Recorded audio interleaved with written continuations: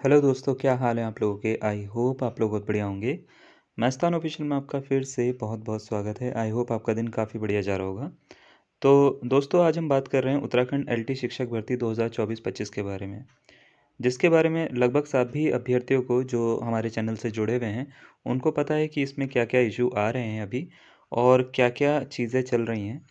जो हमारे चैनल से जुड़े हुए नहीं हैं और पहली बार वीडियो को देख रहे हैं, तो हम उनको यही कहेंगे कि इस चैनल को आप सब्सक्राइब कर सकते हो और इस वीडियो को जो है वो बाकी लोगों तक शेयर भी कर सकते हो, ताकि वो चीज़ों को लेकर अवेयर रहें और जब उनको सपोर्ट की ज़रूरत हो तो वो सपोर्ट एक दूसरे को कर पाएँ। चाहे वो कोई भी लोग हों, ठीक है? तो आप चाहें तो इस वीडियो को जितना हो सके शेयर कर सकते हैं, चैनल को सब्सक्राइब कर सकते हैं और वीडियो को लाइक कर सकते हैं। जैसा कि आपको पता है कि 28 नवंबर को जो है हियरिंग हुई। हियरिंग में गेस्ट टीचर्स ने जो बोला, गेस्ट टीचर्स ने एक डिमांड करी कि हमें जो है वो वेटेज मार्क्स दिया जाए और वेटेज मार्क्स के लिए उन्होंने कई सारे जो हैं वो जो तथ्य जो हैं और ये कह सकते हैं अपना पक्ष रखने के लिए कई सारी जो है रूल का कॉपीज़ उन्होंने सबमिट करी। ठीक है? जिसमें उन्होंने 2019 की नियमावली, 2006 की नियमावली और 2014 की नियमावली के ऊपर बात करी। 2019 की नियमावली के अकॉर्डिंग उनको 1.5 मार्क्स पर ईयर दिए जाने चाहिए, उनका ये कहना था। यानी अगर उनको एक्सपीरियंस है 1 साल का तो उनको 1.5 मार्क्स मिलेंगे, 2 साल का अगर उनको एक्सपीरियंस है तो उन्हें 3 मार्क्स मिलेंगे, 3 साल का एक्सपीरियंस है तो 4.5 मार्क्स मिलेंगे और इसी तरीके से जितने भी साल का एक्सपीरियंस उनको है, जितने सालों से वो काम कर रहे हैं, उनको उनका एक्सपीरियंस मिलना चाहिए। वहीं 2006 की नियमावली में उन्होंने ये बात रखी कि जो क्राइटेरिया था भर्ती रूल का, उसमें गेस्ट टीचर्स को 2 मार्क्स दिए जाते हैं पर ईयर के हिसाब से एक्सपीरियंस वाइज, और ये मार्क्स जो हैं अधिकतम 25 हो सकते हैं, यानी 13 साल तक के एक्सपीरियंस तक के लिए काउंट कर सकते हैं, 12.5 साल तक के लिए। और अगर किसी गेस्ट टीचर को 12 से 13 साल का एक्सपीरियंस है तो ये 25 मार्क्स तक जो है वो वेटेज मार्क्स आपको भर्ती में दिए जाएंगे। यानी अगर आपके 40 मार्क्स आ रखे हैं और आपको 25 मार्क्स दिए जाते हैं तो आपके 65 मार्क्स में आपका एग्ज़ाम क्वालिफाई हो सकता है। ये वेटेज की मांग जो है वो उन्होंने अपने एक्सपीरियंस के बेसिस पे करी है। उनका कहना ये था कि हमने दुर्गम क्षेत्रों में कई सालों तक कार्य करा है और हमारे हमने जो है गवर्नमेंट के अंदर सब कुछ कार्य करा है ये सारा का सारा, ठीक है? और क्योंकि ये नियमावली का नियम रखा गया था हर बार रूल के अकॉर्डिंग है, तो हमें मिलना ही चाहिए, हम इसकी डिमांड करेंगे। इसी के ऊपर एलटी अभ्यर्थियों जो हैं उनका पक्ष रखा गया। उनका कहना ये था कि जब भी कोई भर्ती होती है तो भर्ती के बीच में आप कोई भी रूल चेंज नहीं कर सकते हैं, क्योंकि ये भर्ती जो है उसमें ऐसा भी कोई रूल नहीं दिया गया था, कोई वेटेज मार्क्स की बात नहीं हुई थी। तो आप बीच में कोई भी ऐसे मार्क्स की बात या ये सब चीज़ें नहीं कर सकते हैं। ये जो आपके पॉइंट्स हैं ये वैलिड इस भर्ती के लिए नहीं हैं। ठीक है?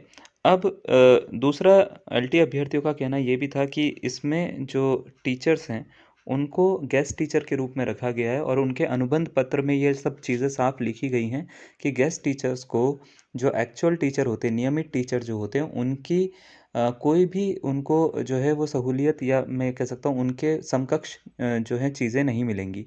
तो ये वेटेज मार्क्स की माँग करना बिल्कुल गलत है और ये सही नहीं है। किसी भी भर्ती में अगर आपको माँग करनी है तो भर्ती के शुरुआत में आपको माँग करनी चाहिए।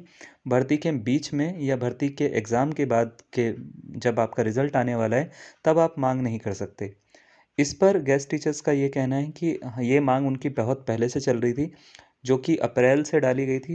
अप्रैल या जुलाई से इनकी माँग जो है वो कोर्ट केस डाला गया था और इसको सुनवाई लेट हुई है और इसमें जो है जो सुनवाई हुई है वो एग्ज़ाम के बाद में हुई है। तो ये सारा का सारा जो है वो मैटर है।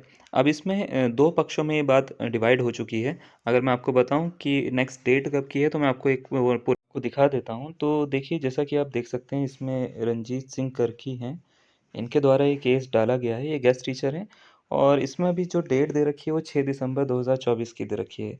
यानी अब जो इसकी सुनवाई होगी, नेक्स्ट हियरिंग डेट है, वो 6 दिसंबर 2024 को होनी है।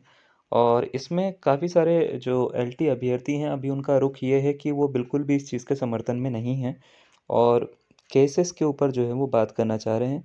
वो चाह रहे हैं कि अभी इस चीज़ को बिल्कुल भी ना करा जाए।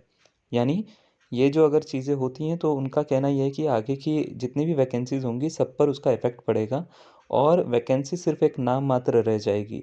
क्योंकि इसमें कई सारे अभ्यर्थी ऐसे होते हैं जो पेपर करते हैं बट उनको कोई भी वेटेज मार्क्स नहीं मिलता। तो उनका कहना ये है कि इसमें या तो कोई सॉल्यूशन ऐसा निकाला जाए जिससे इस भर्ती पे कोई इफ़ेक्ट ना आए। अदरवाइज़ जो है ये चीज़ों को जो है वो खारिज करा जाए और गेस्ट टीचर को कोई भी मार्क्स नहीं दिए जाएँ। ठीक है? तो जैसा कि आप लोगों को पता है इस भर्ती को जो है अंडर प्रेशर निकाला गया था। यानी बहुत टाइम से ये भर्ती नहीं आ रही थी, इसको अंडर प्रेशर जो है वो निकाला गया था और सरकार का रुख इसी वजह से हो सकता है इस पर काफ़ी ब्लैंड है, यानी वो अभी ज़्यादा इस पे रिएक्ट नहीं कर रहे हैं, ठीक है?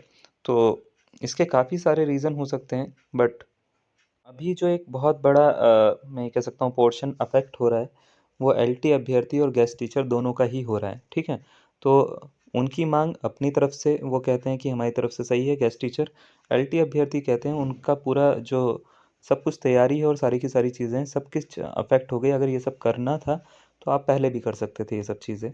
आप मिड भर्ती में नहीं करना चाहिए था आपको, तो उनका जो पॉइंट है वो बहुत ज़्यादा वैलिड है, इस तरीके से अगर हम बात करें तो, ठीक है? कि अगर आपको मिड भर्ती में करना होता है, तो ये बिल्कुल भी सही नहीं है क्योंकि आप करते तो ये स्टार्टिंग से भी आप कर सकते थे सारी की सारी चीज़ें, जिससे काफ़ी सारे लोग जो हैं वो अफ़ेक्ट नहीं होते।